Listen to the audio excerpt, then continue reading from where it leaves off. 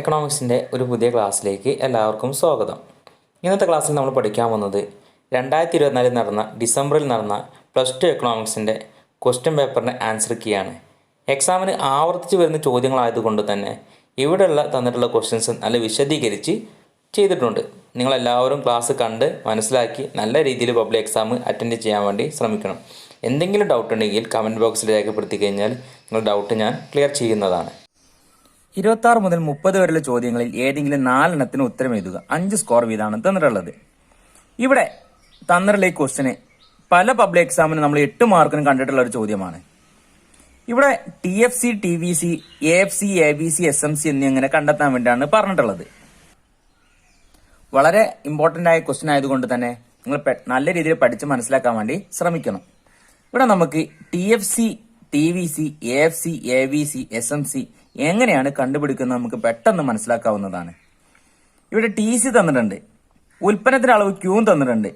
TFC ഒരു സംഖ്യ മാത്രമേ തന്നിട്ടുള്ളൂ, ബാക്കിയെല്ലാം നമ്മൾ കണ്ടെത്തണം. TFC ആദ്യം തന്നെ നമ്മൾ TFC കണ്ടെത്തണം. ഇവിടെ TC തന്നിട്ടുണ്ട്. നമ്മൾ പഠിച്ചിട്ടുണ്ട് TFC എന്ന് പറഞ്ഞാൽ ഒരു ഫിക്സ്ഡ് സംഖ്യയാണ്, ഒരു സ്ഥിര സംഖ്യയാണ്. അപ്പൊ TFC ഉൽപ്പന്നത്തിന്റെ അളവ് 0 ആയപ്പോൾ TFC എന്ത് തന്നെയാണ്? 10 തന്നെയാണ്. ഉൽപ്പന്നത്തിന്റെ അളവ് എത്ര വർദ്ധിച്ചാലും TFCയിൽ യാതൊരുവിധ മാറ്റവും സംഭവിക്കുന്നില്ല, കാരണം TFC ഒരു സ്ഥിര സംഖ്യയാണ്. അപ്പൊ TFC ആദ്യം 10 ആണ് തന്നിട്ടുള്ളത്. അതുകൊണ്ട് ഉൽപ്പന്നത്തിന്റെ അളവ് 0 മുതൽ 6 വരെ വർദ്ധിക്കുമ്പോഴും TFC എന്ത് തന്നെയായിരിക്കും? 10 തന്നെയായിരിക്കും. TVC കണ്ടെത്താനുള്ള equation TVC equal to TC minus TFC. TVC കണ്ടെത്താൻ വേണ്ടി നമ്മൾ എന്ത് ചെയ്താൽ മതി? TCയിൽ നിന്ന് TFC കുറച്ചാൽ എന്ത് കിട്ടും? നമുക്ക് TVC കിട്ടും. നമുക്ക് TFC എന്താണ് നമ്മൾ പഠിച്ചിട്ടുണ്ട്. TFC ഒരു സ്ഥിര സംഖ്യയാണ്, നമ്മൾ നേരത്തെ പറഞ്ഞു കഴിഞ്ഞു. അതുകൊണ്ട് TFC ആദ്യം എന്താണോ കിട്ടിയുള്ളത് അത് തന്നെയായിരിക്കും ബാക്കിയുള്ള എല്ലാ ഉൽപ്പന്നത്തിന്റെ ഘട്ടത്തിലുണ്ടാവുക. ഇനി നമ്മൾ AFC കണ്ടെത്താനുള്ള ഇക്വേഷൻ എന്താണ്? AFC equal to TFC by Q ആണ് എന്തെന്ന് പറഞ്ഞാല് AFC കണ്ടെത്താനുള്ള ഇക്വേഷന്. ഇനി ABC equal to TVC by Q ആണ് ABC കണ്ടെത്താനുള്ള ഇക്വേഷന്. അപ്പൊ നമുക്ക് ABC മനസ്സിലായി. ഇനി നമുക്ക് എന്താണ്? SMC ആണ് കിട്ടേണ്ടത്, അഥവാ MC ആണ് കിട്ടേണ്ടത്. SMC കണ്ടെത്താനുള്ള ഇക്വേഷൻ എന്തായിരുന്നു? SMC equal to delta TC by delta Q. ഈ ഇക്വേഷൻ ഉപയോഗിക്കുമ്പോൾ നമുക്ക് എന്ത് കിട്ടും? Delta TC by delta Q. ഈ ഇക്വേഷൻ ഉപയോഗിക്കുമ്പോൾ നമുക്ക് എന്ത് കിട്ടും? SMC കിട്ടും. നമുക്കൊന്ന് ചെയ്തു നോക്കാം. വളരെ സിമ്പിൾ ആയിട്ടുള്ള ഭാഗമാണ്. ഇവിടെ Qയും TFCയും TVCയും TC, AFC, ABC, SMC ഒക്കെ തന്നിട്ടുണ്ട്. ഇനി നമുക്ക് TFC ആദ്യം കണ്ടെത്തണം. TFC നമ്മൾ നേരത്തെ പറഞ്ഞു, TFC ഒരു സ്ഥിര സംഖ്യയാണ്. അപ്പം ആദ്യം എന്താണ് കിട്ടിയത് അത് തന്നെയായിരിക്കും. ഉൽപ്പന്നത്തിന്റെ അളവ് എത്ര വർദ്ധിച്ചാലും TFC ഒരു സ്ഥിര സംഖ്യ തന്നെയായിരിക്കും. അപ്പം ഉൽപ്പന്നത്തിന്റെ അളവ് 0 ആയിരുന്നപ്പോൾ TFC എത്രയാണ്? 10 ആണ്. അങ്ങനെയാണെങ്കിൽ ഉൽപ്പന്നത്തിന്റെ അളവ് 1 യൂണിറ്റ് ആയപ്പോഴും TFC എന്ത് തന്നെയായിരിക്കും? 10 തന്നെ ആയിരിക്കും. ഉൽപ്പന്നത്തിന്റെ അളവ് 2 യൂണിറ്റ് ആകുമ്പോഴോ TFC 10, 3 ആകുമ്പോഴും 10, 4 ആകുമ്പോഴും 10. ഇപ്പൊ നമുക്ക് TFC കിട്ടിക്കഴിഞ്ഞു. ഇനി TVC കിട്ടാൻ വേണ്ടി നമ്മൾ എന്ത് ചെയ്യേണ്ടത്? TCയിൽ നിന്ന് TFC മൈനസ് ചെയ്താൽ കിട്ടുന്നത് എന്താണോ അതാണ് TVC എന്ന് പറഞ്ഞാല്. അപ്പം ആദ്യം തന്നെ നമ്മൾ എന്താണ്? TC നമുക്ക് 10 എന്ന് കിട്ടിയിട്ടുണ്ട്, TFC 10 എന്ന് കിട്ടിയിട്ടുണ്ട്. അപ്പം TCയിൽ നിന്ന് TFC മൈനസ് ചെയ്യാം. ഇനി വേറൊരു കാര്യം കൂടി നമ്മൾ ശ്രദ്ധിക്കണം. ഒരു പക്ഷേ TFC തന്നിട്ടില്ല എന്ന് വിചാരിക്കാം. അങ്ങനെയാണെങ്കിൽ ഉൽപ്പന്നത്തിന്റെ അളവ് 0 ആണെങ്കിൽ TVCയും എന്ത് തന്നെയായിരിക്കും? 0 തന്നെയായിരിക്കും. ഇനി ഇവിടെ നോക്കുക, 10ൽ നിന്ന് 10 കുറച്ചാലും നമുക്ക് എന്ത് തന്നെയാണ് കിട്ടുക? 0 തന്നെയാണ് കിട്ടുക. അപ്പൊ ഈ 2 കാര്യം നിങ്ങൾ ശ്രദ്ധിക്കണം. TCയിൽ നിന്ന് TFC കുറച്ചാൽ കിട്ടുന്നത് എന്താണോ അതായിരിക്കും TVC എന്ന് പറഞ്ഞാല്. എന്നാൽ ഉൽപ്പന്നത്തിന്റെ അളവ് 0 ആണെങ്കിൽ TVC എന്ത് തന്നെയായിരിക്കും? 0 തന്നെയായിരിക്കും. ഇനി അടുത്ത TVC നോക്കുക, 20 മൈനസ് 10 എന്ത് നമുക്ക് കിട്ടും? 10. 25 minus 10 15, 30 minus 10 20, 50 minus 10 40, 60 minus 10 50, 80 minus 10 70. അപ്പൊ നമുക്ക് എന്ത് കിട്ടി? TVC നമുക്ക് കിട്ടിക്കഴിഞ്ഞു. അപ്പൊ നമ്മൾ TFCയും TVCയും കണ്ടെത്തി കഴിഞ്ഞു. ഇനി നമുക്ക് എന്ത് കിട്ടണം? AFC കിട്ടണം. AFC കണ്ടെത്തണമെന്നുണ്ടെങ്കിൽ നമ്മൾ എന്ത് ചെയ്യണം? TFC ബൈ Q അല്ലെ? TFCയെ ഉൽപ്പന്നത്തിന് അളവ് കൊണ്ട് ഹരിച്ചു കഴിഞ്ഞാൽ നമുക്ക് എന്ത് കിട്ടും? AFC കിട്ടും. അപ്പം AFC ഫസ്റ്റ്, TFC ഫസ്റ്റ് എത്രയാണ്? 10. 10 ബൈ 0 എന്ത് തന്നെയാണ്? 0 തന്നെയാണ്. നമ്മൾ അതുപോലെ തന്നെ അവിടെ എടുത്ത് എഴുതി. ഇനി അടുത്ത് TFC എത്രയാണ്? 10. 10 ബൈ 1 10. ഇനി അടുത്ത എത്രയാണ്? TFC 10 ആണ് മൂന്നാമത്. 10/2 എന്ത് കിട്ടും നമുക്ക്? 5 എന്ന് കിട്ടും. ഇനി അടുത്തതോ 10/3. 10/3 എന്ന് പറഞ്ഞാൽ നമുക്ക് എന്ത് കിട്ടും? 3.33. നിങ്ങൾ കാൽക്കുലേറ്റർ ഉപയോഗിച്ച് ശരിക്കും ചെയ്ത് കണ്ടെത്തണം. ഇനി 10/4 എന്ത് കിട്ടും? 2.5. 10/5 2. 10/6 1.66 എന്നിങ്ങനെ കിട്ടും. ഇനി നമുക്ക് അടുത്തത് എന്ത് കണ്ടെത്തണം? ABC കണ്ടെത്തണം. ABC കണ്ടെത്താൻ ഇക്വേഷൻ എന്താണ്? TVC/Q അല്ലെ? TVCയെ ഉൽപ്പന്നത്തിന്റെ അളവ് കൊണ്ട് ഹരിച്ചു കഴിഞ്ഞാൽ നമുക്ക് എന്ത് കിട്ടും? ABC കിട്ടും. അപ്പൊ ഇവിടെ ഫസ്റ്റ് എന്ത് തന്നെ? TVC 0 ആയതുകൊണ്ട് നമ്മളിവിടെ 0 തന്നെ എഴുതി. ഇനി അടുത്ത് 10/1 എന്ത് കിട്ടും? 10. 15/2 7.5 എന്നിങ്ങനെ കിട്ടും. ഇനി അടുത്തതോ 20/3 6.66. 40/4 10. 40/4 10. 50/5 10. 70/6 11.66. 11.66 എന്നിങ്ങനെ കിട്ടും. ഇപ്പൊ ABC നമുക്ക് കിട്ടിക്കഴിഞ്ഞു. ഇനി നമുക്ക് എന്ത് കിട്ടണം? SMC എന്ന് പറഞ്ഞാല് ഏതാണ്? Change in TC by change in ഉൽപ്പന്നത്തിന്റെ അളവ്, അതായത് change in TC by change in Q. അല്ലെങ്കിൽ എന്താണ്? SMC കണ്ടെത്താനുള്ള മറ്റൊരു ഇക്വേഷൻ ഉണ്ട്. TCN-1 ആണ് SMC കണ്ടെത്താനുള്ള ഇക്വേഷൻ. നമുക്ക് എന്താണ് ഇവിടെ പെട്ടെന്ന് കണ്ടെത്താവുന്നതാണ്. TCയിലെ മാറ്റം മാത്രം നോക്കിക്കഴിഞ്ഞാൽ നമുക്ക് എന്ത് കിട്ടും? SMC നമുക്ക് കിട്ടും. SMC ഫസ്റ്റ് ഇത് എന്താണ് ഇവിടെ തന്നിട്ടുള്ളത്? നിങ്ങൾ നോക്കി കഴിഞ്ഞാൽ TC ഫസ്റ്റ് 10 ആണ്. ഇനി 10 വേണമെന്നുണ്ടെങ്കിൽ എഴുതാം, 0 വേണമെന്നുണ്ടെങ്കിൽ എഴുതും. ഏത് വേണമെങ്കിലും അത് ഞാൻ ഇവിടെ 0 എഴുതി. നിങ്ങൾക്ക് എന്ത് വേണമെങ്കിൽ 10 വേണമെങ്കിൽ എടുത്ത് എഴുതി കഴിഞ്ഞാൽ തെറ്റൊന്നുമില്ല. 20 - 10. ഇനി നമ്മൾ എന്താണ്? TCയിലുള്ള മാറ്റത്തെ നേരെ SMCയിലേക്ക് എടുത്ത് എഴുതിയാൽ മതി. അപ്പം ആദ്യം TC ഇവിടെ 10 തന്ന് ഞാൻ ഇവിടെ 0 എഴുതി കഴിഞ്ഞു. ഇനി TC 20 ആണ്. 20 - 10, അതായത് നിലവിലുള്ള TCയിൽ നിന്ന് മുമ്പത്തെ TC മൈനസ് ചെയ്താൽ മതി. 20 - 10 എന്ത് കിട്ടും നമുക്ക്? 10 എന്ന് കിട്ടും. 25 - 20 5. 30 - 25 5. 50 - 30 20. 60 - 50 10. 80 - 60 20. അപ്പൊ നമ്മൾ SMC കിട്ടുന്നത് എങ്ങനെയാണെന്ന് എല്ലാവർക്കും മനസ്സിലായിട്ടുണ്ടാവും. വളരെ സിമ്പിൾ ആയിട്ട് നമ്മൾ TFC, TVC, AFC, ABC, SMC എന്നിങ്ങനെ കണ്ടെത്തുന്നത് നിങ്ങൾക്ക് ഈ ഒരു ക്ലാസ്സോട് കൂടി തന്നെ മനസ്സിലായിട്ടുണ്ടാവും. എക്സാമിന് 8 മാർക്കിന് ആവർത്തിച്ച് വരുന്ന ഒരു ചോദ്യമാണ്. ഹ്രസ്വകാലയളവിൽ പരമാവധി ലാഭം നേടുന്നതിനുള്ള പരിപൂർണ മത്സര കമ്പോളത്തിന്റെ 3 അവസ്ഥകൾ ചിത്രത്തിന്റെ സഹായത്താൽ വിവരിക്കുക. Explain the 3 conditions of profit maximization of firms in perfect competition with the help of diagrams in short run. Public എക്സാമിന് 8 മാർക്കിന് ഇതുവരെ ആവർത്തിച്ച് വന്നിട്ടുള്ള ചോദ്യമാണ് ലാഭം പരമാവധിയാക്കുക. ഹ്രസ്വകാലയളവിൽ ഒരു സ്ഥാപനം ലാഭം പരമാവധിയാക്കുന്നതിനുള്ള 3 വ്യവസ്ഥകളെ ചിത്രത്തിന്റെ സഹായത്താൽ വിവരിക്കാൻ വേണ്ടി. ഒരു രാജ്യത്ത് ഒരുപാട് സ്ഥാപനങ്ങൾ ഉണ്ടായിരിക്കും. ഈ സ്ഥാപനങ്ങൾ ഹ്രസ്വകാലയളവ്, ദീർഘകാലയളവ് എന്നിങ്ങനെ കാലഘട്ടത്തെ തരംതിരിക്കുന്നതാണ്. ഈ കാലയളവിൽ ഹ്രസ്വകാലത്ത് ചില സ്ഥാപനങ്ങൾ അമിതമായിട്ട് ലാഭം ഉണ്ടാക്കുകയോ അമിതമായിട്ട് നഷ്ടത്തിനോ കാരണമാകും. എന്നാൽ ദീർഘകാലയളവ് ആണെങ്കിൽ എല്ലാ സ്ഥാപനങ്ങൾക്കും ഒരു മിനിമം ലാഭം തന്നെ ഉണ്ടായിരിക്കും. എന്നാൽ ദീർഘകാലയളവിൽ സ്ഥാപനം ലാഭമില്ലാതെ ഒരിക്കലും പ്രവർത്തിക്കില്ല. ലാഭമില്ലെങ്കിൽ അവർ അടച്ചുപൂട്ടി പോകാനാണ് സാധ്യത. എന്നാൽ ഇവിടെ ഹ്രസ്വകാലഘട്ടത്തെ കുറിച്ചാണ് പറഞ്ഞത്. ഒരു സ്ഥാപനം ഹ്രസ്വകാലഘട്ടത്തിൽ അല്ലെങ്കിൽ പരിപൂർണ മത്സര കമ്പോളത്തിൽ ലാഭം നേടുന്നതിനുള്ള 3 വ്യവസ്ഥകളെ ചിത്രത്തിന്റെ സഹായത്തോടെ വിവരിക്കാൻ വേണ്ടി പറഞ്ഞിട്ടുള്ളതാണ്. ഓരോ ഉൽപാദകനും സാധനങ്ങളോ സേവനങ്ങളോ ഉൽപ്പാദിപ്പിക്കുകയും അവ കമ്പോളത്തിൽ വിറ്റഴിക്കുകയും ചെയ്യുന്നു. ഏതൊരു ഉൽപാദകൻ എന്താണ്? സാധനം ഉൽപ്പാദിപ്പിച്ച് കമ്പോളത്തിൽ വിറ്റഴിക്കാൻ വേണ്ടി ശ്രമിക്കും. എല്ലാ ഉൽപാദക യൂണിറ്റിന്റെയും പ്രധാന ലക്ഷ്യം തന്റെ ലാഭം പരമാവധിയാക്കുക എന്നതാണ്.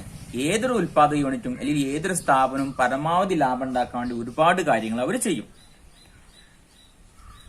ഉൽപ്പന്നങ്ങൾ കമ്പോളത്തിൽ വിറ്റ് ഉൽപാദന ലാഭം പരമാവധിയിലെത്തുന്ന അവസ്ഥയെ സന്തുലിതാവസ്ഥ എന്ന് പറയും.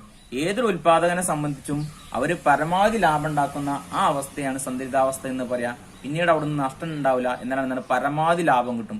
ഈ പരമാവധി ലാഭം എന്ന് പറഞ്ഞാല് അയാൾക്ക് മൊത്തം കിട്ടുന്ന വരുമാനവും അയാളുടെ മൊത്തം ചെലവും തമ്മിലുള്ള അകലം ഏറ്റവും കൂടിയിരിക്കുന്ന അവസ്ഥയാണ് നമ്മൾ സന്തുലിതാവസ്ഥ അല്ലെങ്കിൽ പരമാവധി ലാഭം എന്ന് പറയുന്നത്. ഉൽപാദകന് ഉൽപ്പന്നത്തിന്റെ അളവ് കൂട്ടാനോ കുറയ്ക്കാനോ താല്പര്യമില്ലാത്ത സ്ഥിതിയാണ് സന്തുലിതാവസ്ഥ. അതായത് പിന്നീട് അങ്ങോട്ട് അയാൾക്ക് ഉൽപാദനം കൂട്ടാനോ അല്ലെങ്കിൽ കുറയ്ക്കാനോ താല്പര്യം ഉണ്ടാവില്ല. കൂട്ടിക്കഴിഞ്ഞാൽ ചിലപ്പോൾ ലാഭം കുറയാൻ സാധ്യതയുണ്ട്, കുറച്ച് കഴിഞ്ഞാൽ ലാഭം കുറയാൻ സാധ്യതയുണ്ട്. അതുകൊണ്ട് പരമാവധി ലാഭം നേടുന്ന അവസ്ഥയെ സന്തുലിതാവസ്ഥ എന്ന് പറയും. അല്ലെങ്കിൽ ഉൽപാദകനെ സംബന്ധിച്ച് പരമാവധി ലാഭം കിട്ടുന്ന ഒരവസ്ഥ. അതായത് അയാളുടെ മൊത്തം വരുമാനവും മൊത്തം ചെലവും തമ്മിലുള്ള അകലം ഏറ്റവും കൂട്ടിയിരിക്കുന്ന അവസ്ഥ. ഇവിടെ ലാഭത്തെ നമ്മൾ പൈ എന്ന് വെച്ചാണ് സൂചിപ്പിക്കുന്നത്. പൈ എന്ന് നിങ്ങൾ കണ്ടിട്ടുണ്ടാവും. Pi equal to T R minus T C. T R എന്ന് പറഞ്ഞാൽ മൊത്തം വരുമാനം മൈനസ് ടി സി മൊത്തം ചെലവ്. മൊത്തം വരുമാനവും മൊത്തം ചെലവും ഏറ്റവും അകലം കൂടിയിരിക്കുന്നത് എവിടെയാണോ അവിടെ ആയിരിക്കും ഉൽപാദകനെ സംബന്ധിച്ച് പരമാവധി ലാഭം കിട്ടുക. അതാണ് ഇവിടെ പൈ എന്ന് സൂചിപ്പിച്ചിട്ടുള്ളത്. ഒരു സ്ഥാപനം സന്തുലിതാവസ്ഥയിൽ എത്തുന്നത് ടി ആറും ടി സിയും തമ്മിലുള്ള വ്യത്യാസം ഏറ്റവും കൂടിയിരിക്കുമ്പോഴാണെന്ന് നമ്മൾ നേരത്തെ പറഞ്ഞു കഴിഞ്ഞു. ടി ആറും ടി സിയും തമ്മിലുള്ള വ്യത്യാസം ഏറ്റവും കൂടിയിരിക്കുന്നത് പ്രധാനമായിട്ടും 3 വ്യവസ്ഥകൾ പാലിക്കുമ്പോഴാണെന്ന് പറഞ്ഞത്. അതായത് മൊത്തം വരുമാനവും മൊത്തം ചെലവും തമ്മിലുള്ള അകലം ഏറ്റവും കൂടിയിരിക്കുന്നത് പ്രധാനമായിട്ടും 3 വ്യവസ്ഥകൾ പാലിക്കുമ്പോഴാണ്. അത് ഏതൊക്കെയാണെന്ന് നമുക്ക് നോക്കാം. ഒന്നാമത്തത് M C and M R തുല്യമാകണം. മാർജിനൽ കോസ്റ്റും മാർജിനൽ റവന്യൂവും, അതായത് സീമാന്ത ചെലവും സീമാന്ത വരുമാനവും തുല്യമാകുമ്പോഴാണ്. അതായത് എന്ത് കിട്ടുക, ഒരു സ്ഥാപനം സന്തുലിതാവസ്ഥയിൽ എത്തുന്നത് അല്ലെങ്കിൽ സ്ഥാപനം പരമാവധി ലാഭം നേടുന്നത് എവിടെയാണ്, സീമാന്ത ചെലവും സീമാന്ത വരുമാനവും തുല്യമാകുമ്പോൾ. 2, എം സി കുറയാൻ പാടില്ല. സീമാന്ത ചെലവ് ഒരിക്കലും കുറയാൻ പാടില്ല. എം സി വക്രം എം ആർ വക്രത്തെ താഴെ നിന്ന് ഗണ്ഡിക്കണം. സീമാന്ത ചെലവിന്റെ വക്രം സീമാന്ത വരുമാന വക്രത്തെ താഴെ നിന്ന് ഗണ്ഡിക്കണം എന്നാണ് പറഞ്ഞത്, അല്ലെങ്കിൽ കൂട്ടിമുട്ടണം എന്നാണ് പറഞ്ഞിട്ടുള്ളത്. 3, റസ്സ കാലയളവിൽ വില ശരാശരി വിഭേദക ചെലവിന് തുല്യമോ അതിനേക്കാൾ കൂടുതലായിരിക്കണം. റസ്സ കാലയളവ് ഷോർട്ട് റൺ അല്ലെങ്കിൽ ചുരുങ്ങിയ കാലഘട്ടത്തിൽ വില പ്രൈസ് ഒന്നെങ്കിൽ ശരാശരി വിഭേദ ചെലവ് എ വി സിക്ക് തുല്യമോ അല്ലെങ്കിൽ എ വി സിയേക്കാൾ കൂടുതലായിരിക്കണം. എന്തെന്ന് പറഞ്ഞാൽ വില എന്ന് പറഞ്ഞാൽ എങ്കിൽ മാത്രമേ സ്ഥാപനത്തിന് പരമാവധി ലാഭം കിട്ടുകയുള്ളൂ. അപ്പം ഈ 3 വ്യവസ്ഥകൾ, ഒന്ന് എം സി എം ആർ തുല്യമാകണം, 2 എം സി കുറയാൻ പാടില്ല, എം സി വക്രം എം ആർ വക്രത്തെ താഴെ നിന്ന് ഗണ്ഡിച്ച് കടന്നു പോകണം, റസ്സ കാലയളവിൽ വില ശരാശരി വിഭേദക ചെലവിന് തുല്യമോ അല്ലെങ്കിൽ അതിനേക്കാൾ കൂടുതലായിരിക്കണം. ഈ 3 വ്യവസ്ഥകളാകുമ്പോഴാണ് ഒരു സ്ഥാപനത്തിന് പരമാവധി ലാഭം ഉണ്ടാവുക അല്ലെങ്കിൽ സ്ഥാപനം സന്തുലിതാവസ്ഥയിൽ എത്തുക. നമുക്കൊന്ന് ഇതിന്റെ ഗ്രാഫും കൂടി നോക്കുമ്പോൾ നിങ്ങൾക്ക് പെട്ടെന്ന് മനസ്സിലാവും. ഇവിടെ ഇതിന്റെ ഗ്രാഫ് വരച്ചിട്ടുണ്ട്, ഇവിടെ വില കൊടുത്തിട്ടുണ്ട് അല്ലെ, വില ചെലവ് കൊടുത്തിട്ടുണ്ട്. നമ്മൾ ആദ്യം പറഞ്ഞതാണ് എം സി വക്രം എം ആർ വക്രവും തുല്യമാകണം എന്ന് പറഞ്ഞു. ഇവിടെ നിങ്ങൾ നോക്കിക്കഴിഞ്ഞാൽ എം സി വക്രം ഇതാണ് ഈ കാണുന്നതാണ് എം സി വക്രം അല്ലെ, സീമാന്ത ചെലവ് വക്രം, ഷോർട്ട് ടേൺ മാർജിൻ കോസ്റ്റ്. ഈ കർവ് ആദ്യം കുറയുകയും പിന്നീട് വർദ്ധിക്കുകയുമാണ് ചെയ്യുന്നത്. ഈ ഒരു നിശ്ചിത ഘട്ടത്തിൽ എന്താണ് ഇത്രത്തോളം വർദ്ധിച്ചത്. അപ്പൊ ഇവിടെ നിന്നൊരു കർവ് കൊണ്ട് കടന്നു പോകുന്നുണ്ട്. ഈ കർവാണ് ഏതാണ് സീമാന്ത വരുമാനം, അതായത് P equal to A R equal to M R. വിലയും ശരാശരി വരുമാനവും സീമാന്ത വരുമാനവും തുല്യമായിരിക്കും. അപ്പം ഈ ഒരു പോയിന്റിൽ എം ആറും എം സിയും തുല്യമാണ്. കാരണം ഇവിടുന്ന് ഇങ്ങോട്ട് നോക്കുകയാണെങ്കിൽ ഇവിടെ എം ആർ കൂടുതലും എം സി കുറവാണ്. ഇവിടുന്ന് ഇങ്ങനെ എം സി കുറയാണ് ചെയ്യുന്നത്. എന്നാൽ ഇവിടുന്ന് ഇങ്ങോട്ട് നോക്കുകയാണെങ്കിൽ ഇവിടെ എം സി കൂടുതലാണ്, എം ആർ കുറവാണ്. ഇവിടെ എന്താണ് പറഞ്ഞത്, എം സി എം ആർ തുല്യമായിരിക്കണം. ആ ഒരു പോയിന്റിൽ ഉൽപ്പാദിപ്പിക്കുന്ന ഉൽപ്പന്നമായിരിക്കും ഒരു ഉൽപാദകനെ സംബന്ധിച്ച് പരമാവധി ലാഭം കിട്ടുക. എം സി എം ആർ തുല്യമാകുന്ന പോയിന്റുള്ള ഉൽപ്പന്നത്തിന് അളവാണ് ഒരു ഉൽപാദകനെ സംബന്ധിച്ച് പരമാവധി ലാഭം കിട്ടുക. പിന്നീട് ഇങ്ങോട്ട് പോയി കഴിഞ്ഞാൽ നഷ്ടമാവാനും അതുപോലെ ബേക്കോട്ട് പറഞ്ഞാലും ഇതുപോലെ ലാഭത്തിൽ കുറവ് സംഭവിക്കാനും കാരണമാകും. അതുകൊണ്ട് ഈ ഒരു നിശ്ചിത എമൗണ്ട് അല്ലെങ്കിൽ Q0 എന്ന അളവിലുള്ള ഉൽപ്പന്നമായിരിക്കും ഉൽപാദകന് ഉൽപ്പാദിപ്പിക്കാൻ പരമാവധി താല്പര്യം ഉണ്ടാവുക. രണ്ടാമെന്താണ് പറഞ്ഞത്, എം സി കുറയാൻ പാടില്ല. എം സി ഒരിക്കലും കുറയാൻ പാടില്ല എന്ന് നമ്മൾ പറഞ്ഞിട്ടുണ്ട്. എം സി വക്രം എം ആർ വക്രത്തെ താഴ്ന്ന് മുകളിലേക്ക് ഗണ്ഡിക്കണം അല്ലെ. എം സി വക്രം ഇതാണ് M C curve. M C വക്രം എം ആർ വക്രത്തെ താഴെ നിന്ന് ഗണ്ഡിക്കണം എന്ന് പറഞ്ഞു. ഇവിടെ ഈ പോയിന്റിൽ എം സി വക്രം എം ആർ വക്രത്തെ താഴെ നിന്ന് ഗണ്ഡിക്കുകയാണ്. മൂന്നാമത് പറഞ്ഞ് റസ്സ കാലയളവിൽ വില ശരാശരി വിഭേദക ചെലവ്, ഇതാണ് എ വി സി അല്ലെ. ശരാശരി വിഭേദക ചെലവിന് തുല്യമോ, ഒന്നുകിൽ പ്രൈസ് എ വി സിക്ക് തുല്യമാണോ അല്ലെങ്കിൽ പ്രൈസ് എ വി സികൾ കൂടുതലായിരിക്കണം. ഈ ഒരു പോയിന്റ് നമ്മൾ നോക്കിക്കഴിഞ്ഞാൽ പ്രൈസ് ഇവിടെയാണ് കാണിച്ചിരിക്കുന്നത്, ഇതാണ് പ്രൈസിന്റെ ലൈന്. പ്രൈസ് എ വി സികൾ കൂടുതലാണ്. എന്നാൽ ഈ ഒരു പോയിന്റ് നമ്മൾ നോക്കിക്കഴിഞ്ഞാൽ പ്രൈസും എ വി സിയും തുല്യമാണ്. പക്ഷെ ഇവിടെ എന്തുണ്ടാവില്ല, പരമാവധി ലാഭം ഉണ്ടാവില്ല. അതുകൊണ്ട് എ വി സി ഈ പോയിന്റിലായിരിക്കും ഒരു ഉൽപാദനെ സംബന്ധിച്ച് പരമാവധി ലാഭം കിട്ടുക. നമ്മൾ ഇവിടുന്ന് ഉൽപ്പന്നത്തിന്റെ അളവ് 0 മുതൽ Q0 വരെ വർദ്ധിക്കുന്നതനുസരിച്ച് ലാഭമാണ്, പ്രോഫിറ്റ് ആണ് കാണിച്ചിരിക്കുന്നത്. അതായത് ഈ RSEP എന്നുള്ള ഈ പോയിന്റ് ആണ് ഉൽപാദനെ സംബന്ധിച്ച് പരമാവധി ലാഭം കിട്ടുന്നത്. എന്നാൽ ഇവിടുന്ന് ഇങ്ങോട്ട് പോകും തോറും ഇവിടെ നിൽക്കുന്ന ലാഭം കുറവാണ്. ഇവിടെ ഒക്കെ പ്രോഫിറ്റ് ഉണ്ടെന്നെങ്കിലും കുറവാണ്, ലാഭം കുറവാണ്. എന്നാൽ ഈ ഒരു പോയിന്റിലേക്ക് Q0 എന്ന ഉൽപ്പന്നത്തിലേക്ക് എത്തുമ്പോഴാണ് ഉൽപാദനെ സംബന്ധിച്ച് പരമാവധി ലാഭം കിട്ടുന്നത്. എക്സാമിന് 8 മാർക്കിന് ചോദിക്കുന്ന ഒരു ചോദ്യമാണ് ആവർത്തിച്ച് വരാറുണ്ട്. അപ്പം എങ്ങനെയാണ് ഒരു ഹ്രസ്വകാലത്ത് ഒരു സ്ഥാപനം പരമാവധി ലാഭം നേടുന്നതെന്ന് എല്ലാവർക്കും മനസ്സിലായിട്ടുണ്ടാവും. അത് എക്സ്പ്ലെയിൻ ചെയ്യുവാനും ഈ ഒരു ചിത്രം വരയ്ക്കുവാനും എങ്കിൽ മാത്രമേ നിങ്ങൾക്ക് 8 മാർക്ക് കിട്ടുകയുള്ളൂ. തറവില, താങ്ങുവില എന്നിവ ചിത്രം വരച്ച് വിശദമാക്കുക. Diagrammatically explain price ceiling and price floor. ഇവിടെ മലയാളത്തിന്റെ ക്വസ്റ്റ്യൻ തന്നതിൽ ക്വസ്റ്റ്യനിൽ ചെറിയൊരു മിസ്റ്റേക്ക് ഉണ്ട്. കാരണം എന്തെന്ന് വെച്ച് കഴിഞ്ഞാൽ ഈ തറവിലയും താങ്ങുവിലയും ഒന്ന് തന്നെയാണ്. ശരിക്കും ക്വസ്റ്റ്യൻ വരേണ്ടത് വില പരിധി അല്ലെങ്കിൽ തറവില, താങ്ങുവില എന്നിവ ചിത്രം വരച്ച് വിശദമാക്കുക. Price ceiling and price floor, തറവില അല്ലെങ്കിൽ താങ്ങുവില ഇത് രണ്ടും ഒന്ന് തന്നെയാണ്. അപ്പൊ നമുക്ക് ചോദ്യം വരേണ്ടത് എങ്ങനെയാണ്? വില പരിധിയും തറവില അല്ലെങ്കിൽ വില പരിധിയും താങ്ങുവില എന്നിവ ചിത്രം വരച്ച് വിശദീകരിക്കാനാണ് പറഞ്ഞിട്ടുള്ളത്. എല്ലാ എക്സാമിനും 5 മാർക്കിന് വരുന്നൊരു ചോദ്യമാണ്. വില പരിധിയും തറവില അല്ലെങ്കിൽ താങ്ങുവിലയും ഉപഭോക്താക്കളുടെ താല്പര്യം സംരക്ഷിക്കുന്നതിന് വേണ്ടി സാധനങ്ങൾക്കും സേവനങ്ങൾക്കും ഗവൺമെന്റ് നിശ്ചയിക്കുന്ന പരമാവധി വിലയാണ് വില പരിധി. അതായത് ജനങ്ങളെ അല്ലെങ്കിൽ ഉപഭോക്താക്കളുടെ താല്പര്യം സംരക്ഷിക്കാൻ നമ്മളെ കമ്പോളത്തിൽ ഒരുപാട് സാധനങ്ങൾ വ്യത്യസ്ത വിലക്ക് വിൽക്കുന്നുണ്ട്. എന്നാൽ അത്യാവശ്യമായിട്ടുള്ള ചില സാധനങ്ങളെ വില വർദ്ധിച്ചു കഴിഞ്ഞാൽ അത് സാധാരണക്കാരായിട്ടുള്ള ജനങ്ങളെ വളരെ ദോഷമായിട്ട് ബാധിക്കും. ഇപ്പൊ നമുക്ക് അറിയാവുന്ന കാര്യമാണ്, ഒരു മനുഷ്യന്റെ ജീവിതത്തിൽ അടിസ്ഥാനപരമായിട്ട് അവർക്ക് ജീവിക്കാൻ എന്തായാലും അരി അല്ലെങ്കിൽ ഗോതമ്പ്, അല്ലെ, അരി കഴിക്കുന്നവർക്ക് അരി ആയിരിക്കും, ഗോതമ്പ് കഴിക്കുന്നവർക്ക് ഗോതമ്പായിരിക്കും, മണ്ണെണ്ണ, പഞ്ചസാര, ഇങ്ങനെ അത്യാവശ്യമായിട്ടുള്ള ചില ഘടകങ്ങളുണ്ട് അവരുടെ ജീവിതത്തിന് അടിസ്ഥാനപരമായിട്ട് വേണ്ടത്. ഈ ഒരു സാധനങ്ങൾ വില വർദ്ധിച്ചു കഴിഞ്ഞാൽ പാവപ്പെട്ട ജനങ്ങളെ അല്ലെങ്കിൽ വരുമാനം കുറഞ്ഞിട്ടുള്ള ജനങ്ങളെ വളരെ ദോഷകരമായിട്ട് ബാധിക്കാറുണ്ട്. അവർക്ക് ജീവിക്കാൻ കഴിയാത്തൊരവസ്ഥ വരും. അങ്ങനെ ആകുമ്പോൾ ഇങ്ങനെയുള്ള ജനങ്ങളെ സംരക്ഷിക്കാൻ വേണ്ടി ഗവൺമെന്റ് കമ്പോളത്തിൽ ഇടപെടുകയും അല്ലെങ്കിൽ മാർക്കറ്റിൽ ഇടപെടുകയും ഇവർക്ക് ആവശ്യമുള്ള അല്ലെങ്കിൽ അത്യാവശ്യ ഘടകങ്ങളായിട്ടുള്ള സാധനങ്ങൾ, ചില മരുന്നുകളുണ്ട്, ഇങ്ങനെയുള്ള സാധനങ്ങൾ വില കുറച്ചിട്ട് കമ്പോളം വഴി വിതരണം ചെയ്യും പാവപ്പെട്ട ജനങ്ങൾക്ക് വേണ്ടി. ഇപ്പൊ ഗവൺമെന്റ് ഇങ്ങനെ വിതരണം ചെയ്യുമ്പോൾ നമ്മുടെ രാജ്യത്ത് കോടിക്കണക്കിന് ജനങ്ങളുണ്ട് നമ്മൾ പറഞ്ഞിട്ടുണ്ട്. പക്ഷെ ഇങ്ങനെയുള്ള എല്ലാ ജനങ്ങൾക്കും ഗവൺമെന്റ് ഇത് വിതരണം ചെയ്യാൻ സാധിക്കില്ല. അപ്പം ഇത് ഏറ്റവും കൂടുതൽ അത്യാവശ്യമുള്ള ആളുകൾ ആരാണോ അവർക്ക് വില കുറച്ച് കൊടുക്കുകയാണ് ചെയ്യുന്നത്. വില പരിധി എപ്പോഴും ചോദന പ്രധാന ശക്തികൾ ചേർന്ന് നിർണ്ണയിക്കുന്ന കമ്പോള വിലയേക്കാൾ കുറവായിരിക്കും. കമ്പോളത്തിൽ അല്ലെങ്കിൽ മാർക്കുള്ള വിലയേക്കാൾ കുറഞ്ഞ വിലക്കാണ് ഇങ്ങനെയുള്ള അത്യാവശ്യ സാധനങ്ങളെ ഗവൺമെന്റ് സാധാ ജനങ്ങൾക്ക് അല്ലെങ്കിൽ ഉപഭോക്താക്കൾക്ക് വിതരണം ചെയ്തു കൊടുക്കുക. ചില ആവശ്യ ഔഷധങ്ങളുടെയും റേഷൻ കട വഴി നൽകുന്ന ഭക്ഷ്യധാന്യങ്ങളുടെയും മണ്ണെണ്ണയുടെയും വില ഗവൺമെന്റ് നിശ്ചയിക്കുന്നു. അത്യാവശ്യമായിട്ടുള്ള ചില സാധനങ്ങളുടെ വില ആര് തീരുമാനിക്കുകയാണ് ചെയ്യുന്നത്? ഗവൺമെന്റ് തീരുമാനിക്കുകയാണ് ചെയ്യുക. എന്നാൽ പുറത്ത് കടകളിൽ ഇങ്ങനെയുള്ള സാധനങ്ങൾ വില കൂടുതലായിരിക്കും.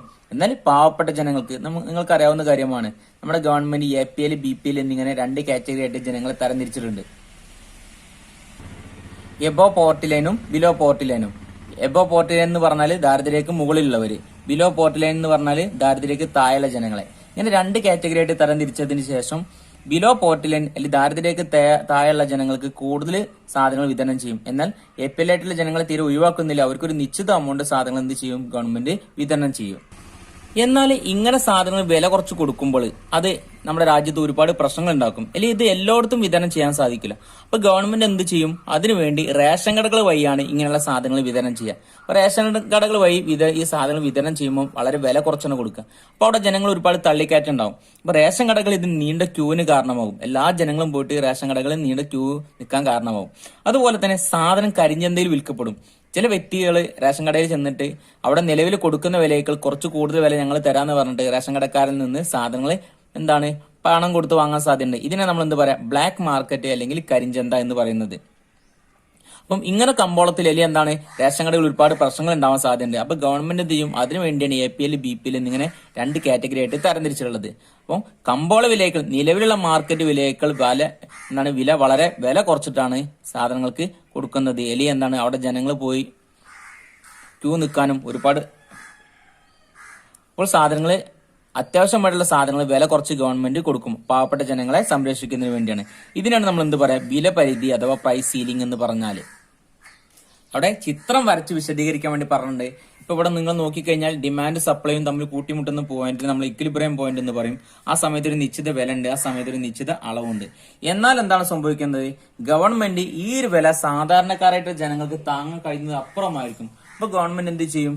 ഈ ഒരു സാധനങ്ങൾ, അത്യാവശ്യമുള്ള സാധനങ്ങൾ വില കുറച്ച് കൊടുക്കും. അപ്പൊ സാധന വില P-യിൽ നിന്ന് ഗവൺമെന്റ് P1 ആയിട്ട് അല്ലെങ്കിൽ നിശ്ചിത വില ആയിട്ട് കുറയ്ക്കും. വില P-യിൽ നിന്ന് P1 ആയി കുറഞ്ഞെന്ന് വിചാരിക്കുക. അപ്പൊ അരിയുടെ വില ഗവൺമെന്റ് വില കുറച്ച് കൊടുക്കുകയാണ് ചെയ്യുക. അങ്ങനെ ആകുമ്പോൾ എന്ത് ചെയ്യും? ജനങ്ങളെല്ലാവരും സാധനങ്ങൾ വാങ്ങാൻ സാധ്യതയുണ്ട്. എന്തിനു കാരണമാകും? നിങ്ങൾ നോക്കിക്കഴിഞ്ഞാൽ നിങ്ങൾക്ക് അറിയാവുന്ന കാര്യമാണ്. ഇവിടെ വില കുറയ്ക്കുമ്പോൾ അവിടെ സാധനത്തിന്റെ അളവ് കുറയാണെങ്കിൽ പ്രധാനം കുറയാനും കാരണമാകും. അതുപോലെ ചോദനം വർദ്ധിക്കാനും കാരണമാകും. ജനങ്ങൾക്ക് എല്ലാവർക്കും ആവശ്യമുള്ള സാധനങ്ങളൊന്നും ഗവൺമെന്റ് കൊടുക്കില്ല. ഒരു നിശ്ചിത പരിധി നിശ്ചയിക്കും, അല്ലെ? അത്യാവശ്യം അർഹരായ ജനങ്ങൾ ആരാണോ അവരെ കണ്ടെത്തുകയും അവർക്ക് വേണ്ടി വിതരണം ചെയ്യുകയും ചെയ്യും. അപ്പൊ സപ്ലൈ വളരെ കുറവായിരിക്കും. കാരണം നമ്മുടെ രാജ്യത്തുള്ള എല്ലാ ജനങ്ങൾക്കും കൊടുക്കാനൊന്നും ഗവൺമെന്റ് തയ്യാറാവില്ല. ഗവൺമെന്റ് എന്താണ് അധികം ആവശ്യമുള്ള ആളുകൾക്ക് മാത്രമേ കൊടുക്കുള്ളൂ. എന്നാൽ ഇവിടെ വില കുറയുമ്പോൾ അത് ചോദനത്തിന് കാരണമാകും. നമ്മൾ പഠിച്ചിട്ടുണ്ട്, വില കുറഞ്ഞു കഴിഞ്ഞാൽ അത് പ്രധാനം കുറയാനും അധിക ചോദനത്തിന് കാരണമാവുകയും ചെയ്യും. എക്സസ് ഡിമാൻഡ്, പ്രധാനത്തേക്കാൾ കൂടുതൽ ചോദന ഉണ്ടെങ്കിൽ നമ്മൾ അതിനെന്ത് പറയും? അധിക ചോദനം എന്ന് പറയും. അപ്പം സാധന വില കുറയുന്നത് അധിക ചോദനത്തിന് കാരണമാകുകയാണ് ചെയ്യുന്നത്. തറവില അല്ലെങ്കിൽ താങ്ങുവില, പ്രൈസ് ഫ്ലോർ. ഉൽപാദകരുടെ താല്പര്യം സംരക്ഷിക്കുന്നതിന് വേണ്ടി സാധനങ്ങൾക്കും സേവനങ്ങൾക്കും ഗവൺമെന്റ് നിശ്ചയിക്കുന്ന മിനിമം വിലയാണ് തറവില അല്ലെങ്കിൽ താങ്ങുവില. നമ്മൾ നേരെ പറഞ്ഞിട്ടുള്ളത് ഉപഭോക്താക്കളുടെ താല്പര്യം സംരക്ഷിക്കാൻ വേണ്ടിയാണ്. എന്നാൽ ഇവിടെ ഉൽപാദകരുടെ താല്പര്യം സംരക്ഷിക്കുകയാണ്. ഇവിടെ ഉൽപാദകരെന്ന് പറഞ്ഞു കഴിഞ്ഞാൽ വലിയ വലിയ ഫാക്ടറികൾ അല്ലെങ്കിൽ വലിയ കമ്പനികൾ നടത്തുന്ന ആളുകളെ കുറിച്ചല്ല പറഞ്ഞത്. പകരം എന്താണ്, നമ്മുടെ രാജ്യത്ത് കൃഷി ചെയ്യുന്ന പാവപ്പെട്ട കർഷകരെയാണ് അല്ലെങ്കിൽ പാവപ്പെട്ട ഉൽപാദകരെ കുറിച്ചാണ് ഇവിടെ പറഞ്ഞുള്ളത്. അവർക്ക് ഗവൺമെന്റ് ഒരു നിശ്ചിത വില നിശ്ചയിക്കും. ഇപ്പൊ നമ്മൾ കമ്പോളത്തിൽ ഉൽപാദകര് നെല്ല് അല്ലെങ്കിൽ ഗോതമ്പ് ഇങ്ങനത്തെ സാധനം വിൽക്കുന്ന സമയത്ത് അവർക്കൊരു മിനിമം വിലയെങ്കിലും കിട്ടിയില്ലെങ്കിൽ കച്ചവടക്കാരെ അല്ലെങ്കിൽ ഉൽപാദകരെ സംബന്ധിച്ച് വളരെ നഷ്ടം ഉണ്ടാവാൻ സാധ്യതയുണ്ട്. എന്നാൽ കമ്പോളത്തിൽ അതിന് വില കുറവാണെങ്കിൽ കടക്കാരെടുക്കുന്ന സാധനങ്ങളുടെ വിലയും കുറവായിരിക്കും. അങ്ങനെയാണെങ്കിൽ ഉൽപാദകരെ സംരക്ഷിക്കാൻ വേണ്ടി ഗവൺമെന്റ് കമ്പോളത്തിൽ ഇടപെടുകയും അവർക്കൊരു നിശ്ചിത വില അല്ലെങ്കിൽ ഒരു മിനിമം വില കൊടുത്ത് അവരുടെ സാധനങ്ങൾ ഏറ്റെടുക്കുകയും ചെയ്യും. എന്നിട്ട് അരിയും അല്ലെങ്കിൽ ഇവിടെ കേടുവരാത്ത സാധനങ്ങൾ മാത്രമേ ഗവൺമെന്റ് ഏറ്റെടുക്കുള്ളൂ. എന്നിട്ട് ഈ സാധനങ്ങൾ കൊണ്ട് ഗോഡൌണിൽ സ്റ്റോക്ക് ചെയ്ത് വെക്കുകയും എപ്പോഴാണ് ഈ സാധന വില വർദ്ധിക്കുന്നത് ആ സമയത്ത് ഗവൺമെന്റ് എന്ത് ചെയ്യും? ഈ സാധനങ്ങൾ കൊണ്ടുപോയിട്ട് കമ്പോളത്തിൽ വിൽക്കാനും തയ്യാറാവും. ഗവൺമെന്റ് പ്രഖ്യാപിക്കുന്ന തറവില ചോദന പ്രധാന ശക്തികൾ ചേർന്ന് നിർണ്ണയിക്കുന്ന സന്തുലിത വിലയേക്കാൾ കൂടുതലായിരിക്കും. ഇപ്പൊ കമ്പോളത്തിൽ 1 കിലോ നെല്ലിന് അല്ലെങ്കിൽ 1 കിലോ ഗോതമ്പിനുള്ള വിലയേക്കാൾ കൂടുതൽ വില കൊടുത്തിട്ടാണ് ഗവൺമെന്റ് സാധനങ്ങൾ ഏറ്റെടുക്കുക. എപ്പോഴാണോ ആ ഒരു വില ഗവൺമെന്റ് തിരിച്ചു കിട്ടുന്നത് ആ സമയത്തായിരിക്കും ഗവൺമെന്റ് കമ്പോളത്തിലേക്ക് ഈ സാധനങ്ങൾ ഇറക്കാൻ തയ്യാറാവുക. ചോദന പ്രധാന ശക്തികളുടെ ഫലമായി നിർണ്ണയിക്കപ്പെട്ട വില വളരെ താഴ്ന്നതാകുമ്പോൾ ഉൽപാദകർക്ക് നഷ്ടമുണ്ടാകുന്നു. അതായത് ഉൽപാദകർ ഉൽപ്പാദിപ്പിച്ച സാധനങ്ങൾക്ക് ഒരു മിനിമം വില ഇപ്പൊ കമ്പോളത്തിൽ കിട്ടിയിട്ടില്ലെങ്കിൽ അല്ലെങ്കിൽ അവർക്ക് നഷ്ടമുണ്ടാകുന്ന ഒരു അവസ്ഥയാകുമ്പോഴാണ് ഗവൺമെന്റ് ഇടപെടുകയും ഒരു തറവില അല്ലെങ്കിൽ താങ്ങുവില പ്രഖ്യാപിക്കുകയും ചെയ്യുന്നത്. ഇപ്പോൾ ഗവൺമെന്റ് കമ്പോളത്തിൽ ഇടപെടുകയും സാധനങ്ങൾക്ക് തറവില പ്രഖ്യാപിക്കുകയും ചെയ്യുന്നു. പ്രധാനമായിട്ടും തറവില അല്ലെങ്കിൽ താങ്ങുവില പ്രഖ്യാപിക്കുന്ന ഇനങ്ങളാണ് നെല്ല്, തേങ്ങ, ഗോതമ്പ് എന്നിവ. കാരണം ഇതൊക്കെ കൂടുതൽ കാലം നിലനിൽക്കുന്ന വസ്തുക്കളാണ്. കർഷകരിൽ നിന്ന് മുഴുവൻ സാധനങ്ങൾ ഏറ്റെടുക്കാതെ ഒരു നിശ്ചിത അമൗണ്ട് സാധനങ്ങൾ മാത്രമേ ആര് ഏറ്റെടുക്കുള്ളൂ? ഗവൺമെന്റ് ഏറ്റെടുക്കുകയുള്ളൂ. ഇവിടെ വില പിയിൽ നിന്ന് വില P1 ആയി വർദ്ധിച്ചതിന്റെ ഫലമായിട്ട് ഗവൺമെന്റ് ഡിമാൻഡ് കുറഞ്ഞു. കാരണം ഗവൺമെന്റ് ഏറ്റെടുക്കുന്ന സാധന അളവ് കുറയാണ് ചെയ്യുക. എന്നാൽ പ്രധാനം കൂടി കർഷകരെല്ലാവരും എന്ത് ചെയ്യും? അവരുടെ അടുത്തുള്ള സാധനങ്ങൾ കൂടുതലായിട്ട് കമ്പോളത്തിലേക്ക് അല്ലെങ്കിൽ ഗവൺമെന്റിലേക്ക് വിൽക്കാൻ വേണ്ടി തയ്യാറാവുകയാണ് ചെയ്യുന്നത്. എന്നാൽ ഗവൺമെന്റ് ആദ്യം കമ്പോളത്തിൽ Q യൂണിറ്റ് ആയിരുന്നു കമ്പോളത്തിൽ പ്രദാനം ചെയ്തിരുന്നത്. എന്നാൽ ഗവൺമെന്റ് Q2 അളവാണ്, കുറച്ച് അളവ് മാത്രമേ സാധനം ഏറ്റെടുക്കുകയുള്ളൂ. എന്നാൽ ഉൽപാദകര് Q1 അളവ് കൂടുതൽ അളവ് കമ്പോളത്തിലേക്ക് വിൽക്കാൻ വേണ്ടി തയ്യാറാവുകയാണ് ചെയ്യുന്നത്. ഇവിടെ കമ്പോളത്തില് എന്താണ് പാവപ്പെട്ട കർഷകരെ സഹായിക്കാൻ വേണ്ടി ഗവൺമെന്റ് കമ്പോളത്തിലേക്ക് ഇടപെടുകയും നിലവിലുള്ള കമ്പോള വിലയേക്കാൾ കൂടുതൽ വിലയ്ക്ക് ഗവൺമെന്റ് സാധനങ്ങൾ ഏറ്റെടുക്കുകയും സ്വാഭാവികമായിട്ടും വില വർദ്ധിക്കുന്നതനുസരിച്ച് അവിടെ പ്രധാനം വർദ്ധിക്കാനും ഡിമാൻഡ് കുറയാനും കാരണമാകും. എന്നാൽ ഗവൺമെന്റ് മുഴുവൻ സാധനങ്ങൾ അല്ലെങ്കിൽ ജനങ്ങളുടെ എല്ലാ സാധനങ്ങളും ഏറ്റെടുക്കാതെ ഒരു നിശ്ചിത അമൗണ്ട് ഒരു നിശ്ചിത പരിധി നിശ്ചയിക്കും ജനങ്ങളിൽ നിന്ന് ഏറ്റെടുക്കുന്ന സാധനങ്ങൾക്ക്. സ്വാഭാവികമായിട്ടും അത് കർഷകർക്ക് പിന്നീടുള്ള അടുത്ത വർഷങ്ങൾക്കും ഉൽപാദനം അല്ലെങ്കിൽ കൃഷി ചെയ്യാൻ കൂടുതൽ താല്പര്യം ഉണ്ടാവും. കാരണം അവർക്ക് നഷ്ടമില്ലാതെ അവരുടെ ഉൽപാദനം മുന്നോട്ട് കൊണ്ടുപോകാൻ വേണ്ടി അവർക്ക് സാധിക്കും. വിലപരിധിയും തറവില താങ്ങുവില എന്നതിനെ കുറിച്ചാണ് നമ്മൾ ഈ ക്ലാസ്സിൽ പഠിച്ചിട്ടുള്ളത്. എക്സാമിന് 5 മാർക്കിന് എന്തായാലും ചോദ്യം പ്രതീക്ഷിക്കാവുന്നതാണ്. വിവിധ രാജ്യങ്ങളിൽ വിവിധ തരത്തിലാണ് അവരുടെ കറൻസിയുടെ വിനിമയ നിരക്ക് നിർണ്ണയിക്കുന്നത്. വിനിമയ നിരക്ക് നിർണ്ണയിക്കുന്ന രീതികൾ ഏതെല്ലാം? ഏതെങ്കിലും ഒരു രീതി ഡയഗ്രത്തിന്റെ സഹായത്തോടെ വിവരിക്കുക. വിനിമയ നിരക്കിനെ കുറിച്ച് നിങ്ങൾ കേട്ടിട്ടുണ്ടായിരിക്കും. ഒരു രാജ്യത്തിന്റെ കറൻസി മറ്റു രാജ്യത്തിന്റെ കറൻസിയുമായിട്ട് വിനിമയം ചെയ്യുന്ന നിരക്കിനെയാണ് വിനിമയ നിരക്ക് എന്ന് പറയുന്നത്. അല്ലെങ്കിൽ ഒരു രാജ്യത്തിന്റെ കറൻസി മറ്റു രാജ്യത്തിന്റെ കറൻസിയുമായിട്ട് ഒരു നിശ്ചിത മൂല്യം കണക്കാക്കിയിട്ടുണ്ട്. ഇപ്പൊ നമ്മുടെ കറൻസി ഡോളറുമായിട്ട്, റിയാലുമായിട്ട്, ദിനാറുമായിട്ട്, അങ്ങനെ നമ്മുടെ ലോകത്തുള്ള ഓരോ രാജ്യങ്ങളുടെ കറൻസിയുമായിട്ട് ഒരു നിശ്ചിത മൂല്യം കണക്കാക്കിയിട്ടുണ്ട്. അപ്പം ഇങ്ങനെ മൂല്യം കണക്കാക്കുന്നതിനാണ് നമ്മൾ വിനിമയ നിരക്ക് എന്ന് പറയുന്നത്. വിനിമയ നിരക്ക് നിശ്ചയിക്കുന്നത് പ്രധാനമായിട്ടും ആ രാജ്യത്തിന്റെ കയറ്റുമതി, ഇറക്കുമതി അല്ലെങ്കിൽ വ്യാപാര ബന്ധം ഇതിനൊക്കെ ബേസ് ചെയ്തിട്ടാണ്. അപ്പം വിനിമയ നിരക്ക് എന്താണെന്നും അതിന്റെ പ്രാധാന്യത്തെ കുറിച്ചാണ് നമ്മൾ ഈ ഒരു ക്ലാസ്സിൽ നമ്മൾ പഠിക്കാൻ പോകുന്നത്. ഇവിടെ നമ്മൾ ഏതെങ്കിലും ഒരു വിനിമയ നിരക്ക് വിവരിക്കാൻ വേണ്ടി പറഞ്ഞിട്ടുണ്ട്. വിനിമയ നിരക്ക് പ്രധാനമായിട്ട് ലോകത്തിൽ 3 തരത്തിലുണ്ട്. ഒന്നാമത്തത് സ്ഥിര വിനിമയ നിരക്ക്, 2 അയവുള്ള വിനിമയ നിരക്ക്, 3 മാനേജ്ഡ് ഫ്ലോട്ടിംഗ് വിനിമയ നിരക്ക്. ഈ വിനിമയ നിരക്ക് നിശ്ചയിക്കുന്നത് ഗവൺമെന്റ് അല്ലെങ്കിൽ കമ്പോളമാണ്. ഓരോന്നും ഓരോ സ്വഭാവം കാണിക്കുന്ന വിനിമയ നിരക്കുകളാണ്. അവയുടെ പ്രാധാന്യം എന്താണെന്നും അവ എങ്ങനെ നിശ്ചയിക്കുന്നതാണ് നമ്മൾ ഈ ക്ലാസ്സിൽ പഠിക്കാൻ പോകുന്നത്. ഒരു രാജ്യത്തിന്റെ കറൻസി മറ്റൊരു രാജ്യത്തിന്റെ കറൻസിയുമായിട്ട് വിനിമയം ചെയ്യുന്ന നിരക്കിനെയാണ് വിനിമയ നിരക്ക് എന്ന് പറയുന്നത്. വിനിമയ നിരക്ക് പ്രധാനമായിട്ടും 3 രീതിയിൽ നിർണ്ണയിക്കാം. 1 അയവുള്ള വിനിമയ നിരക്ക് ഫ്ലെക്സിബിൾ എക്സ്ചേഞ്ച് റേറ്റ്, 2 സ്ഥിര വിനിമയ നിരക്ക് fixed exchange rate, 3 manager floating സമ്പ്രദായം മാനേജർ ഫ്ലോട്ടിംഗ് വിനിമയ നിരക്ക് എന്ന് പറയും. അപ്പം ഇവ ഓരോന്നും എന്താണെന്ന് ഇവിടെ പ്രാധാന്യം എന്താണെന്ന് നമ്മൾ ആദ്യം തന്നെ മനസ്സിലാക്കണം. ഒന്നാമത്തത് അയവുള്ള വിനിമയ നിരക്ക്. അയവുള്ള വിനിമയ നിരക്കിന് ഫ്ലോട്ടിംഗ് വിനിമയ നിരക്ക് എന്ന് പറയാറുണ്ട്. വിദേശ കറൻസിക്കുള്ള ചോദനവും പ്രദാനവും ചേർന്നാണ് ഫ്ലോട്ടിംഗ് വിനിമയ നിരക്ക് നിശ്ചയിക്കുന്നത്. അയവുള്ള വിനിമയ നിരക്ക് നിശ്ചയിക്കുന്നതിൽ കേന്ദ്ര ബാങ്ക് ഇടപെടുന്നില്ല. വിനിമയ നിരക്ക് കൂടുമ്പോൾ കയറ്റുമതി കൂടും, വിനിമയ നിരക്ക് കുറയുമ്പോൾ കയറ്റുമതി കുറയും. ഒരു രാജ്യത്തിന്റെ കമ്പോളത്തിലെ ചോദന പ്രധാന ശക്തികൾ ചേർന്നാണ് വിനിമയ നിരക്ക് നിശ്ചയിക്കുന്നതെങ്കിൽ അതിനെ നമ്മൾ അയവുള്ള വിനിമയ നിരക്ക് അല്ലെങ്കിൽ ഫ്ലെക്സിബിൾ എക്സ്ചേഞ്ച് റേറ്റ് എന്ന് പറയും. വിദേശ യാത്രകൾ, ഇറക്കുമതി തുടങ്ങിയവയുടെ ഫലമായിട്ടാണ് ഇവിടെ കാരണങ്ങൾ കൊണ്ടാണ് വിദേശ കറൻസിക്കുള്ള ചോദനം കൂടുന്നത്. വിനിമയ നിരക്ക് കൂടുക എന്ന് പറഞ്ഞാല് നമ്മുടെ രാജ്യത്ത് ഇപ്പൊ നമ്മൾ നേരത്തെ പറഞ്ഞ ഒരു രാജ്യത്തിന്റെ ഡിമാൻഡും സപ്ലൈ ആണ്, ഒരു കമ്പോളത്തിലെ ഡിമാൻഡും സപ്ലൈ ആണ് വിനിമയ നിരക്ക് നിശ്ചയിക്കുന്നത് നമ്മൾ നേരത്തെ പറഞ്ഞു കഴിഞ്ഞു.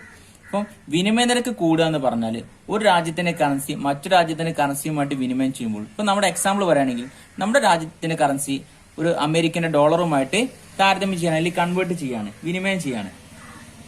നമ്മുടെ കറൻസിയുടെ മൂല്യം ഇപ്പോൾ ഒരു ഡോളറിന് നമ്മൾ 60 രൂപയാണ് കൊടുക്കുന്നതെന്ന് വിചാരിക്കാം. എന്നാൽ നമ്മുടെ രാജ്യത്തേക്കുള്ള വിദേശ യാത്രകൾ, ആൾക്കാർ വിദേശ യാത്ര കൂടി ഇറക്കുമതിയൊക്കെ വർദ്ധിക്കുന്നതിന്റെ ഫലമായിട്ട് വിദേശ കറൻസി അല്ലെങ്കിൽ അമേരിക്കൻ ഡോളർ നമ്മുടെ രാജ്യത്ത് കിട്ടാത്തൊരവസ്ഥ വരും. അങ്ങനെയാണെങ്കിൽ നമ്മൾ എന്താണ് കൂടുതൽ പണം എന്തിനു കൊടുക്കാനായിട്ട് വരും? ഡോളറിന് കൊടുക്കാനായിട്ട് വരും. അപ്പൊ 60 രൂപയിൽ നിന്ന് സ്വാഭാവികമായിട്ടും 61, 62 അങ്ങനെ 70 രൂപ വരെ ഇവിടെ വരാണ്ട് ഡോളറിന്റെ ഒരു നിശ്ചിത പരിധി നിശ്ചയിക്കാൻ കാരണമാകും. കാരണം എന്താണ്? 60 നിന്ന് മുകളിലേക്ക് വരാൻ സാധ്യതയുണ്ട്. അപ്പം കാരണം എന്താണ്? നമ്മുടെ രാജ്യത്ത് വിദേശ ഡോളർ കിട്ടാത്തൊരവസ്ഥ വരികയാണ് ചെയ്യുന്നത്. അപ്പം അവിടെ വിനിമയ നിരക്ക് വർദ്ധിക്കുകയാണ്. അതായത് നമ്മുടെ കറൻസിന്റെ മൂല്യം കുറയാണ് ചെയ്യുക. ആദ്യം നമ്മളൊരു ഡോളറിന് 60 രൂപ കൊടുക്കുന്നോടത്ത് ഇപ്പൊ 60നേക്കാൾ കൂടുതൽ രൂപ എന്തിനു കൊടുക്കേണ്ടതായിട്ട് വരും? ഒരു ഡോളറിന് കൊടുക്കേണ്ടതായിട്ട് വരും. അപ്പൊ വിനിമയ നിരക്ക് വർദ്ധിക്കുക എന്ന് പറഞ്ഞാല് നമ്മുടെ രാജ്യത്തിന്റെ കറൻസിന്റെ മൂല്യം കുറയും. എന്നാൽ ആ ഒരു ഡോളറിന് നമ്മൾ 60 രൂപ കൊടുക്കുന്നിടത്ത് 61, 62 രൂപ കൊടുക്കുന്നതിനനുസരിച്ച് നമ്മുടെ രാജ്യത്തിലെ ജനങ്ങൾക്ക് ഒരു ഡോളർ കിട്ടുമ്പോൾ ആ ഒരു ഡോളർ നമ്മൾ കൺവേർട്ട് ചെയ്യുമ്പോൾ നമുക്ക് കൂടുതൽ എമൗണ്ട് കിട്ടും. അപ്പൊ സ്വാഭാവികമായിട്ടും നമ്മുടെ രാജ്യത്തുള്ള കയറ്റുമതി വർദ്ധിക്കാൻ കാരണമാകും. അപ്പം വിനിമയ നിരക്ക് വർദ്ധിക്കുക എന്ന് പറഞ്ഞാൽ നമ്മുടെ കറൻസിന് മൂല്യം കുറയണം. നമ്മുടെ കറൻസിന് മൂല്യം കുറയുന്നതിനനുസരിച്ച് നമ്മുടെ രാജ്യത്തുള്ള കയറ്റുമതി വർദ്ധിക്കാൻ കാരണമാകും. അപ്പൊ സ്വാഭാവികമായിട്ടും വിദേശ കറൻസി കൂടുതലായിട്ട് നമ്മുടെ രാജ്യത്തേക്ക് ഒഴുകിയെത്താൻ കാരണമാകും. ഇവിടെ ഒരു ഗ്രാഫ് വരച്ചിട്ട് വിവരിക്കാൻ വേണ്ടി പറഞ്ഞിട്ടുണ്ട്. ഇപ്പം 3 വിനിമയ നിരക്ക് ഉണ്ടെന്ന് പറഞ്ഞാൽ അതിൽ ഏതെങ്കിലും ഒന്ന് വിവരിക്കാൻ വേണ്ടിയാണ് പറഞ്ഞത്. അപ്പം ആദ്യത്തെ ഡിമാൻഡ് സപ്ലൈയും കൂട്ടിമുട്ടുന്ന പോയിന്റ് സന്തുലിതാവസ്ഥ ഈ ഇക്വിലിബ്രിയം പോയിന്റ്, ആ സമയത്തുള്ള വിനിമയ നിരക്ക് ഇ എന്നും ആ സമയത്തുള്ള കറൻസിന് മൂല്യത്തെ സി എന്നും കൊടുത്തിട്ടുണ്ട്. എന്നാൽ സ്വാഭാവികമായിട്ടും നേരത്തെ പറഞ്ഞു വിദേശ യാത്രകൾ ഇറക്കുമതിയുടെ ഒക്കെ വർധനയുടെ ഫലമായിട്ട് സ്വാഭാവികമായിട്ടും എന്ത് ചെയ്യും? നമ്മുടെ രാജ്യത്തിൽ കറൻസിന് മൂല്യം എന്താണ് കറൻസി കിട്ടാത്തൊരവസ്ഥ വരും. അപ്പൊ സ്വാഭാവികമായിട്ടും വിദേശ കറൻസിയുടെ എന്താണ് ഡിമാൻഡ് വർദ്ധിക്കും. അപ്പൊ ഡി നിന്ന് D1 ആയിട്ട് എന്താണ് വിദേശ കറൻസിയുടെ എന്താണ് ഡിമാൻഡ് വർദ്ധിക്കുകയാണ് ചെയ്യുന്നത്. അപ്പൊ സ്വാഭാവികമായിട്ടും അതിനനുസരിച്ചുള്ള സപ്ലൈ എന്താണ് നമ്മൾ പ്രദാനം ചെയ്തു കൊടുക്കേണ്ടി വരും. ഒരു പുതിയ പോയിന്റിൽ എന്താണ് ഡിമാൻഡ് സപ്ലൈയും തമ്മിൽ കൂട്ടിമുട്ടി ആ സമയത്ത് ഉണ്ടാവുന്ന ഒരു ഇക്വിലിബ്രിയം പോയിന്റ് കണ്ട് ആ സമയത്തുണ്ടാകുന്ന വിനിമയ നിരക്കാണ് E1 എന്ന വിനിമയ നിരക്ക്. ആ സമയത്ത് ഉണ്ടാകുന്ന കറൻസിയുടെ മൂല്യമാണ് C1 എന്ന് കൊടുത്തിട്ടുള്ളത്. അപ്പൊ വിദേശ രാജ്യത്തിന്റെ കറൻസി കിട്ടാത്തൊരവസ്ഥ വരുമ്പോൾ സ്വാഭാവികമായിട്ടും അതിന്റെ ഡിമാൻഡിൽ ചോദന വർദ്ധിക്കാൻ കാരണമാകും. അപ്പം ആ ഒരു ഇതിന്റെ ഗ്രാഫാണ് ഇവിടെ കൊടുത്തിട്ടുള്ളത്, വിനിമയ നിരക്ക് നിശ്ചയിക്കുന്നതിന്റെ ഗ്രാഫ്. രണ്ടാമത് സ്ഥിര വിനിമയ നിരക്ക് അഥവാ ഫിക്സ്ഡ് എക്സ്ചേഞ്ച് റേറ്റ്. സ്ഥിര വിനിമയ നിരക്കിനെ പെഗ്ഡ് വിനിമയ നിരക്ക് എന്നും പറയുന്നു. സ്ഥിര വിനിമയ നിരക്ക് സമ്പ്രദായത്തിൽ ഗവൺമെന്റോ സെൻട്രൽ ബാങ്ക് വിനിമയ നിരക്ക് നിശ്ചയിക്കുന്നു. നേരത്തെ നമ്മൾ പറഞ്ഞേ ഏതാണ്? അയവുള്ള വിനിമയ നിരക്കിൽ സെൻട്രൽ ബാങ്കോ അല്ലെങ്കിൽ എന്താണ് ഗവൺമെന്റ് അല്ല ഇടപെടുന്നത്. കാരണം എന്താണ്? അവിടെ ഒരു രാജ്യത്തിന്റെ കമ്പോളത്തിലെ ഡിമാൻഡും സപ്ലൈയും കൂടി തീരുമാനിക്കുകയാണ് വിനിമയ നിരക്ക് നിശ്ചയിക്കുന്നത്. എന്നാൽ ഇവിടെ എന്ത് തീരുമാനിക്കുന്നത്? ഇവിടെ സെൻട്രൽ ബാങ്കോ അല്ലെങ്കിൽ എന്താണ് സെൻട്രൽ ബാങ്കോ അല്ലെങ്കിൽ ഗവൺമെന്റ് ഇടപെടുകയാണ് ചെയ്യുന്നത്. സ്ഥിര വിനിമയ നിരക്കും പെഗ്ഡ് വിനിമയ നിരക്കും തമ്മിൽ ചെറിയൊരു വ്യത്യാസം ഉണ്ടെന്ന് പറഞ്ഞേ. സ്ഥിര വിനിമയ നിരക്കിനെ സ്ഥിരം തന്നെയായിരിക്കും. എന്നാൽ പെഗ്ഡ് വിനിമയ നിരക്ക് ഒരു ധനകാര്യ അതോറിറ്റിക്ക് മാറ്റം വരുത്താവുന്നതാണ്. നമ്മളെന്താണ് സ്ഥിര വിനിമയ നിരക്കിന് നമ്മൾ പെഗ്ഡ് വിനിമയ നിരക്ക് എന്നും പറയുന്നുണ്ടെന്ന് പറഞ്ഞു. എന്നാൽ സ്ഥിര വിനിമയ നിരക്ക് സ്ഥിരം തന്നെയായിരിക്കും, അതിൽ മാറ്റം ഉണ്ടാവില്ല. എന്നാൽ പെഗ്ഡ് വിനിമയ നിരക്കിൽ ആർക്കും മാറ്റം എടുക്കാം? ധനകാര്യ അതോറിറ്റിക്ക് മാറ്റം വരുത്താൻ വേണ്ടി സാധിക്കും. എന്നാൽ ഇവിടെ ആരാണ് തീരുമാനിക്കുന്നത്? ഗവൺമെന്റ് അല്ലെങ്കിൽ സെൻട്രൽ ബാങ്കാണ് സ്ഥിര വിനിമയ നിരക്ക് നിശ്ചയിക്കുന്നത്. അതായത് ഒരു രാജ്യത്തിന്റെ കറൻസി വിദേശ രാജ്യത്തിന്റെ കറൻസിയുമായിട്ട് കൺവേർട്ട് ചെയ്യുമ്പോൾ എന്താണ് ഒരു നിശ്ചിത പരിധി കണക്കാക്കും. ആ പരിധിക്കുള്ളിൽ നിന്ന് കൊണ്ട് തന്നെ പിന്നെ അതിന്റെ മൂല്യം കൂട്ടണോ കുറയ്ക്കണോ എന്ന് ആരാണ് തീരുമാനിക്കുന്നത്? ഗവൺമെന്റ് അല്ലെങ്കിൽ സെൻട്രൽ ബാങ്കാണ് തീരുമാനിക്കുന്നത്. മൂന്നാമത്തത് മാനേജർ ഫ്ലോട്ടിംഗ് സമ്പ്രദായം. അയവുള്ള വിനിമയ നിരക്കിന്റെയും സ്ഥിര വിനിമയ നിരക്കിന്റെയും ഒരു മിശ്രിതമാണ് മാനേജർ ഫ്ലോട്ടിംഗ് വിനിമയ നിരക്ക് അല്ലെങ്കിൽ മാനേജർ ഫ്ലോട്ട് സമ്പ്രദായം. അയവുള്ള വിനിമയ നിരക്ക് നിശ്ചയിക്കുന്നത് കമ്പോളത്തിലെ ചോദന പ്രധാന ശക്തികൾ ചേർന്നാണ്. എന്നാൽ സ്ഥിര വിനിമയ നിരക്ക് നിശ്ചയിക്കുന്നത് സെൻട്രൽ ബാങ്കോ അല്ലെങ്കിൽ ഗവൺമെന്റ് ചേർന്നാണ്. അപ്പൊ ഈ രണ്ടിന്റെയും ഒരു ക്വാളിറ്റി അല്ലെ രണ്ടിന്റെയും ഗുണങ്ങൾ മാത്രം എടുത്തുള്ള ഒരു വിനിമയ നിരക്കാണ് മാനേജർ ഫ്ലോട്ടിംഗ് സമ്പ്രദായം. എന്നാൽ അവിടെ എന്താണ് ഇവിടെ കമ്പോളത്തിലുള്ളതാണ് വിനിമയ നിരക്ക് നിശ്ചയിക്കുന്നത്. വിനിമയ നിരക്ക് കൂടാനും കുറയാനും കാരണമാകും. എന്നാൽ ഗവൺമെന്റോ സെൻട്രൽ ബാങ്കോ ഈ ഒരു വിനിമയ നിരക്കിന് ഉയർന്ന പരിധിയും ഒരു താഴ്ന്ന പരിധി നിശ്ചയിക്കും. അപ്പം അതിനുള്ളിൽ നിന്നുകൊണ്ടാണ് അങ്ങോട്ടും ഇങ്ങോട്ടും വിനിമയ നിരക്ക് മാറിക്കൊണ്ടേയിരിക്കുന്നത്. ഈ സമ്പ്രദായം ഡയറക്റ്റീവ് ഫ്ലോട്ടിംഗ് സമ്പ്രദായം എന്നും അറിയപ്പെടുന്നു. ഈ സമ്പ്രദായത്തിൽ വിനിമയ നിരക്ക് നിശ്ചയിക്കുന്നത് കമ്പോള ശക്തികളാണ്. എന്നാൽ ഒരു നിശ്ചിത പരിധിക്കുള്ളിൽ അത് നിയന്ത്രിക്കപ്പെടുന്നു. നമ്മൾ നേരത്തെ പറഞ്ഞു ഇവിടെ ഗവൺമെന്റിൽ സെൻട്രൽ ബാങ്ക് ഒരു നിശ്ചിത പരിധി നിശ്ചയിക്കും. എന്നാൽ വിനിമയ നിരക്ക് അങ്ങോട്ടും ഇങ്ങോട്ടും മാറിക്കൊണ്ടിരിക്കുന്നത് ഒരു കമ്പോളത്തിലെ ചോദന പ്രധാന ശക്തികൾ ചേർന്നാണെന്നാണ് പറഞ്ഞിട്ടുള്ളത്. ഗവൺമെന്റ് വിനിമയ നിരക്കിന് ഒരു താഴ്ന്ന പരിധിയും ഉയർന്ന പരിധിയും നിശ്ചയിക്കുന്നു. ഈ പരിധികൾക്കപ്പുറം വിനിമയ നിരക്കിൽ ഏറ്റക്കുറച്ചിലുണ്ടാകുമ്പോൾ കേന്ദ്ര ബാങ്ക് കമ്പോളത്തിൽ ഇടപെടുകയും നേരത്തെ നിശ്ചയിച്ച പരിധിക്കുള്ളിലേക്ക് വിനിമയ നിരക്ക് എത്തിക്കുകയും ചെയ്യുന്നു. ഇതിന്റെ മുകളിലേക്ക് കൂടാതെയും അല്ലെങ്കിൽ ഇതിൽ നിന്ന് കുറയാതെയും ആര് നിശ്ചയിക്കും? ഗവൺമെന്റോ അല്ലെങ്കിൽ സെൻട്രൽ ബാങ്ക് ഒരു നിശ്ചിത പരിധി നിശ്ചയിക്കും. അതിന്റെ ഉള്ളിൽ നിന്ന് കൊണ്ട് തന്നെയാണ് വിനിമയ നിരക്ക് അങ്ങോട്ടും ഇങ്ങോട്ടും മാറ്റത്തിന് വിധേയമാകുന്നത്. അത് കൂടാനും കുറയാനും ആരും സംഭവിക്കില്ല, ഗവൺമെന്റ് സംഭവിക്കില്ല. ഇന്നത്തെ കാലത്ത് ലോകത്ത് കൂടുതലായിട്ടും കാണപ്പെടുന്ന വിനിമയ നിരക്ക് ഏതാണ്? മാനേജർ ഫ്ലോട്ടിംഗ് വിനിമയ നിരക്ക് അല്ലെങ്കിൽ മാനേജർ ഫ്ലോട്ടിംഗ് സമ്പ്രദായം എന്ന് അറിയപ്പെടുന്നു. ഇതൊക്കെ 4 മാർക്കിന് 5 മാർക്കിന് എക്സാമിന് ആവർത്തിച്ച് വരുന്നൊരു ചോദ്യമാണ്. നല്ല രീതിയിൽ പഠിച്ച് മനസ്സിലാക്കാൻ വേണ്ടി നിങ്ങൾ ശ്രമിക്കണം.